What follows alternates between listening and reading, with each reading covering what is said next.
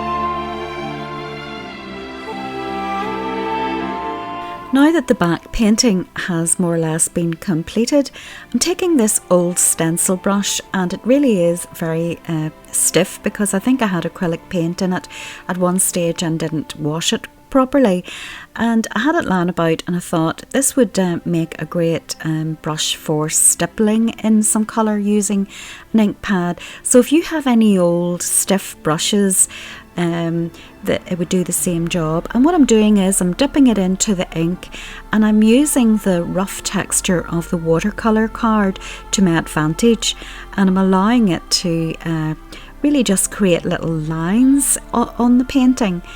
And I'll be using this pink colour, and also I think I use blue and green in the VersaFine Clair, and again gradually build up the texture in the foreground.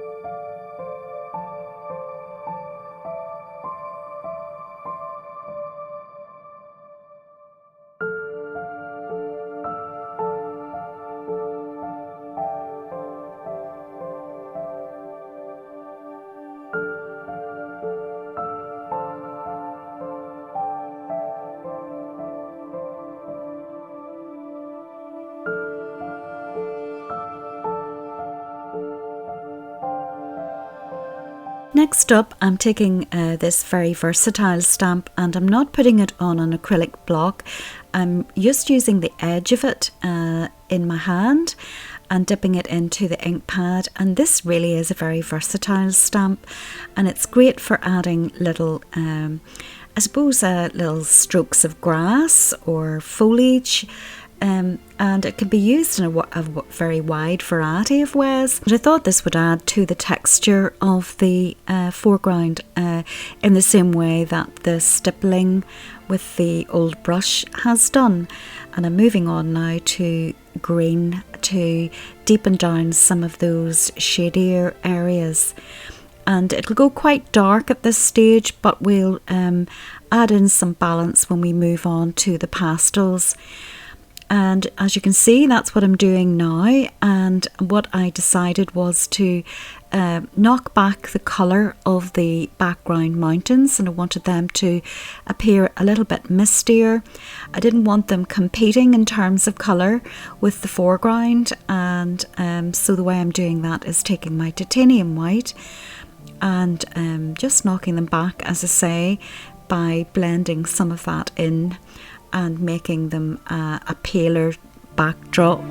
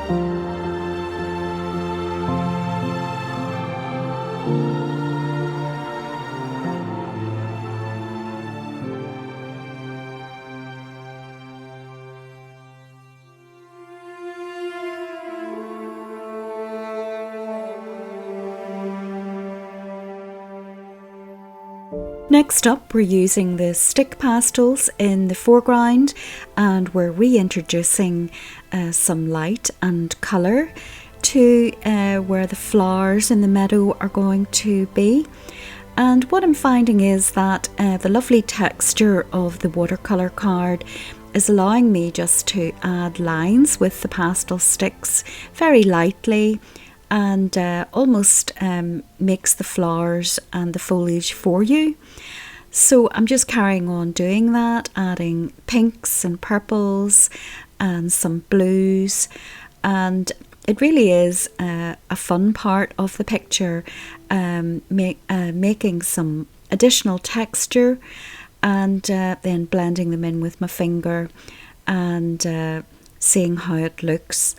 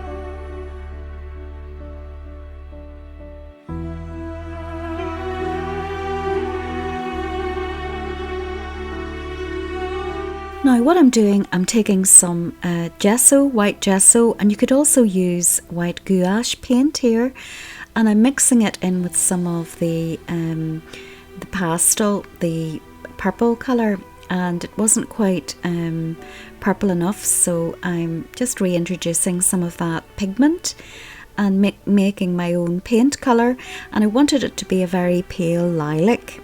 So that's what I'm trying to do. Then I'm making it flat with my finger so that I can dip my stamp lightly into it. And if you think you've got too much on, just stamp it off as I am doing. And then just randomly place it on your painting.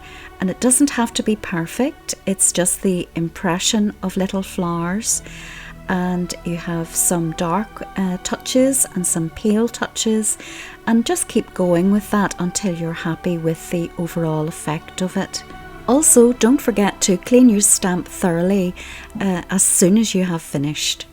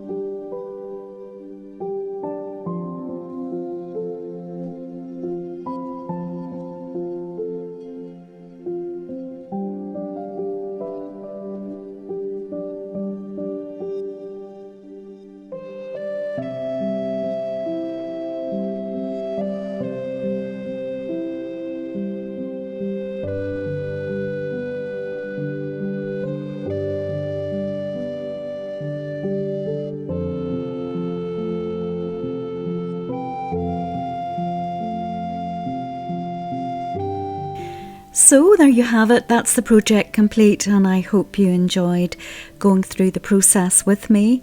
You can see there are little twinkly bits, and it's very much a textured impressionistic painting.